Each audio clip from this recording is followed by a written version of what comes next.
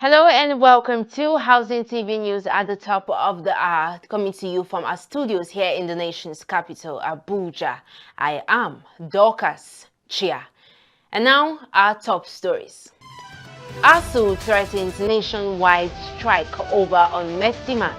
Dan Giwa marks 2 years in office with bold housing reforms. Governor Alia inaugurates steering committee on coal-bed methane, tax members on economic transformation. And on the foreign scene, Global Monitor declares famine in Gaza as humanitarian crisis deepens. And now the news in detail. The Academic Staff Union of Universities has issued a stern warning to the federal government, threatening a nationwide strike if long-standing demands remain unaddressed. At a press conference in Abuja, ASU President Christopher Piwana expressed deep disappointment over the government's failure to act on critical issues affecting the nation's universities. He noted that despite repeated assurances, concerns such as the renegotiation of the 2009 ASU-FGN agreement, sustainable university funding and revitalization projects remain unresolved. Dr. Piwuna stressed that the 2009 agreement covering conditions of service, university autonomy, academic freedom, and adequate funding has suffered prolonged neglect, further worsening the state of tertiary education.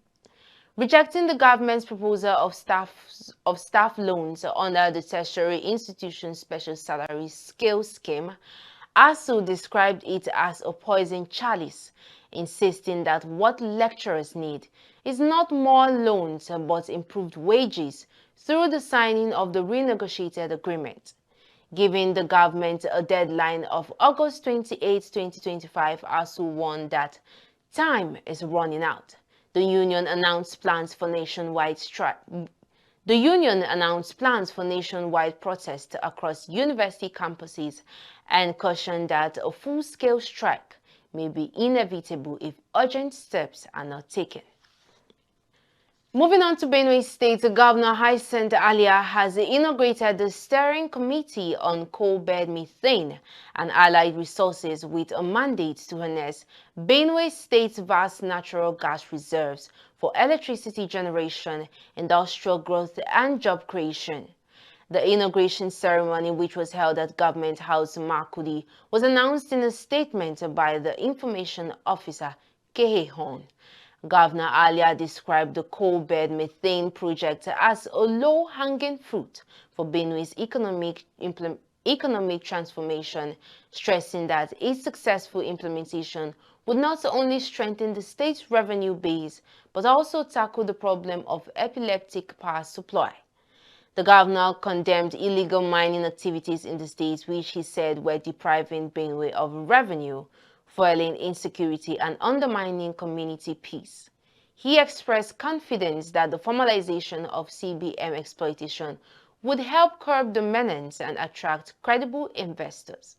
In his response, the committee chairman, Ambassador Nicholas Agbo-Ela, assured the members' commitment to deliver on their mandate. He highlighted CBM's potential to spur industrialization, manufacturing, and agriculture while generating thousands of direct and indirect jobs.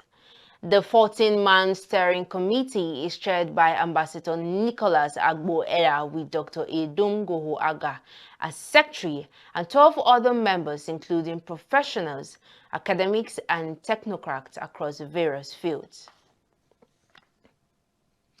Onto security matters, the governor of Ondo State, Dr. Lucky Orimisan Ayedatiwa, has said his administration is deeply committed to the fight against drug trafficking, cybercrime, cultism, kidnapping, and other related offenses, stressing that security and the rule of law remain the cornerstone of his government's development agenda.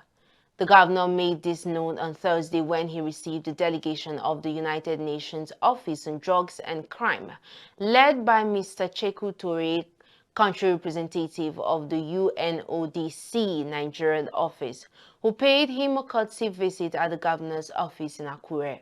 Dr. Ayedatiwa emphasized that Ondo State places premium importance on order, security, and the rule of law, which form the first pillar of his administration's 7-point agenda. He noted that the state has consistently supported security agencies through intelligence gathering, prosecution, logistics, and technical backing to strengthen the fight against crime. In his remarks, Mr. Sheikh Toure commended the efforts of the Ondo State government in the areas of security, economic development, and youth empowerment.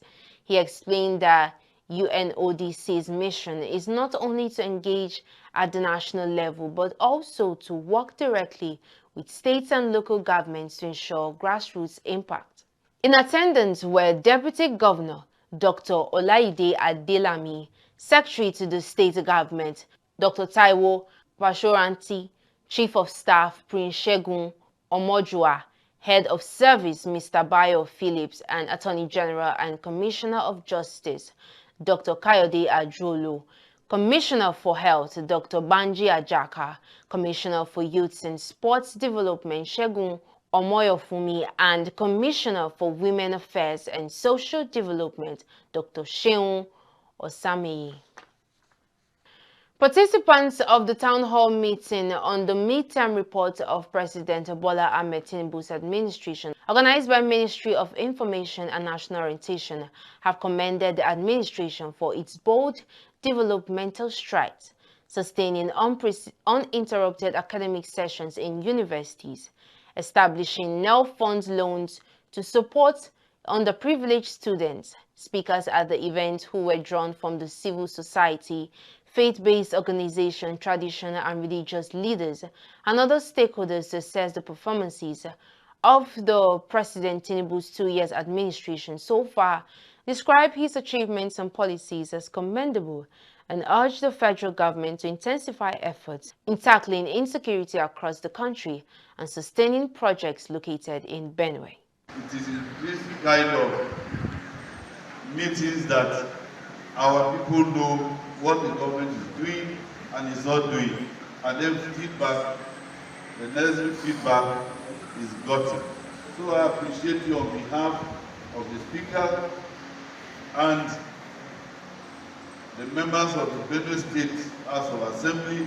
We are with you and we are keenly waiting to take the feedback as regards what we can do legislatively to help. The concern of the president over the security issue here in Benue State is something we cannot sit here and analyze.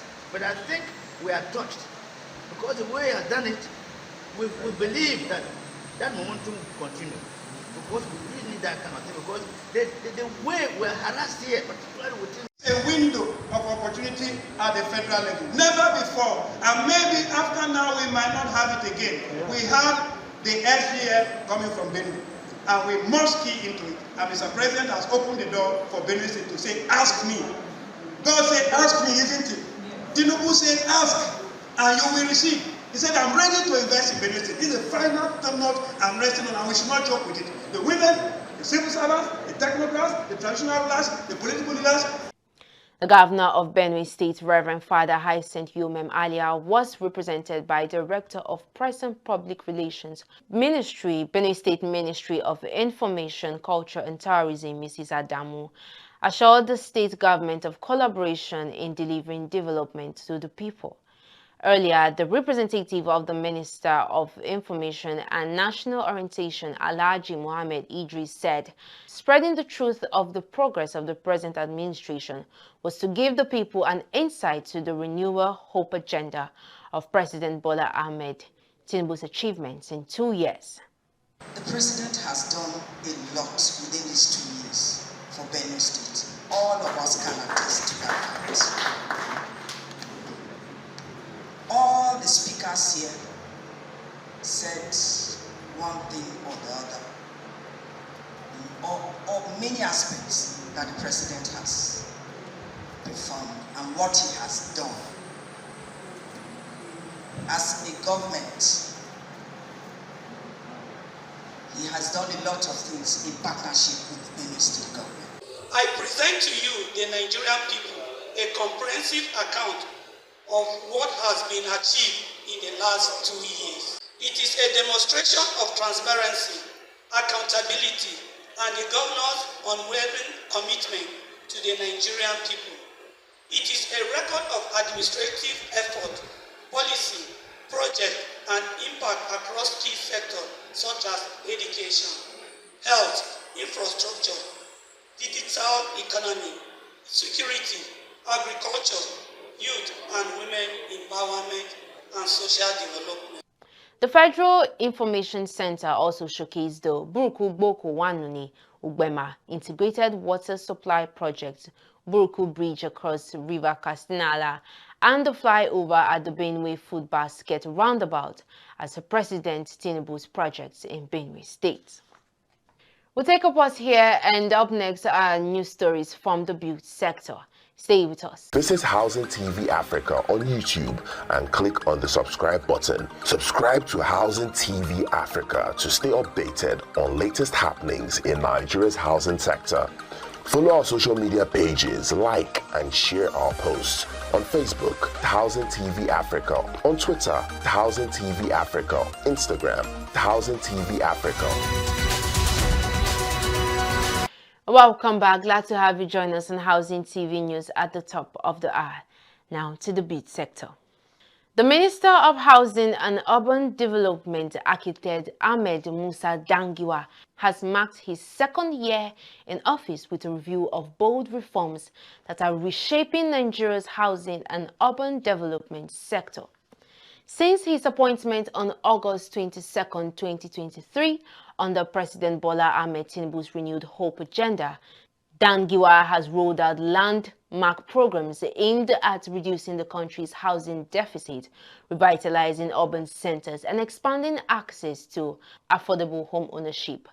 Central to these reforms is the Renewed Hope Housing Program, which has seen over 10,000 housing units commenced across 14 states, and the FCT in just 2 years, far surpassing delivery rates of previous administrations.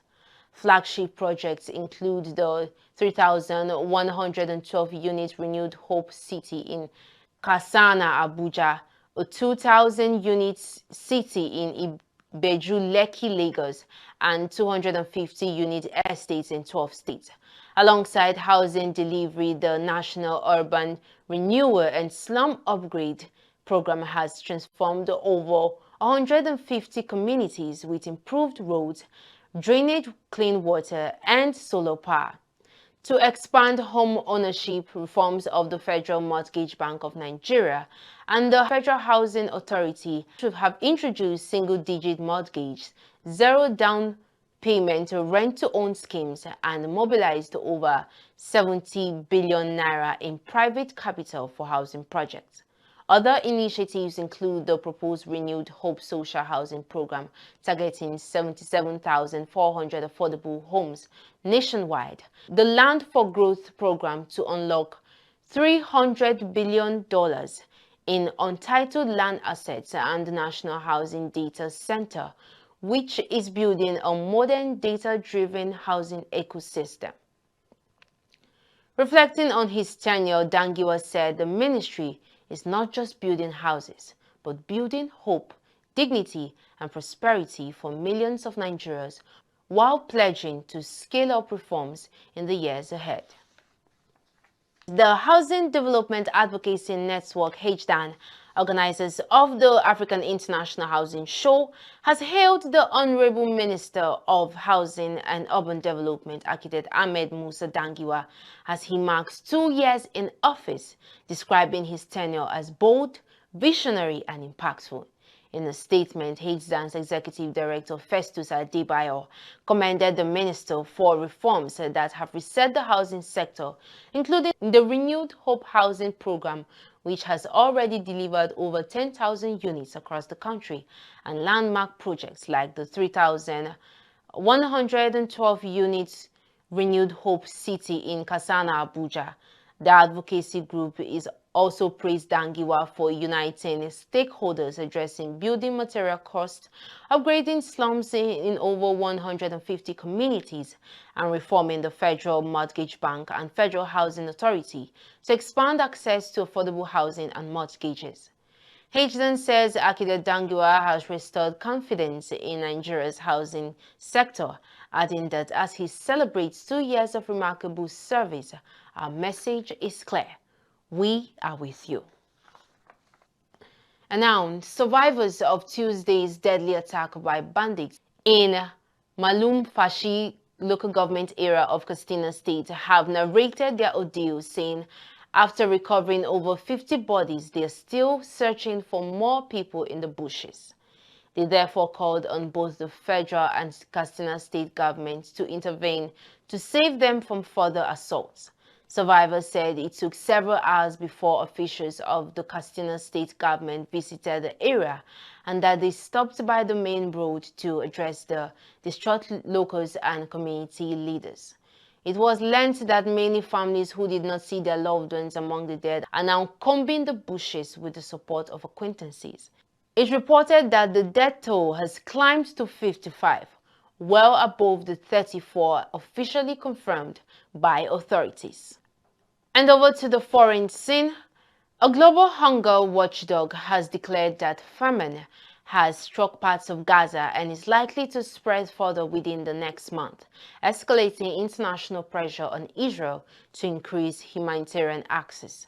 The Integrated Food Security Phase Classification (IPC) said that nearly 514,000 Palestinians, about a quarter of Gaza's population, are experiencing famine, with the number expected to rise to 641,000 by the end of September. According to the report, the famine is concentrated in Gaza Governorate, which includes Gaza City, and where some 280,000 people are already facing catastrophic hunger.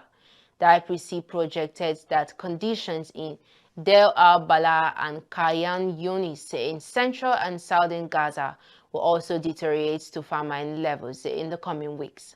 The classification is based on criteria requiring extreme food shortages, widespread child malnutrition, and famine-related deaths. Israel rejected the findings as false and biased, accusing the IPC of relying on partial data originating from Hamas. However, UN Human Rights Chief Volker Turk said the famine was a direct result of Israeli government actions, warning that starvation deaths could amount to war crimes. His comments followed strong statements from Britain, Canada, Australia, and several European nations, which described the crisis as having reached unimaginable levels nearly 2 years into the war. The declaration comes amid growing international alarm over Gaza's humanitarian collapse. And that's the much we can take on Housing TV News at the top of the hour. But before we go, a quick look at our top stories. ASU threatens nationwide strike over unmet demands. Dangiwa marks 2 years in office with bold housing reform. Governor Alia inaugurates steering committee on coal bed methane tax members on economic transformation. And on the foreign scene, a global monitor declares famine in Gaza as humanitarian crisis deepens. And for more news in the housing sector, do well to subscribe to our YouTube channel and follow us on all our social media platforms. You can also download the Housing TV app on your Google Play Store and Apple Store. Many thanks for watching. I am Dorcas Chia. Bye for now.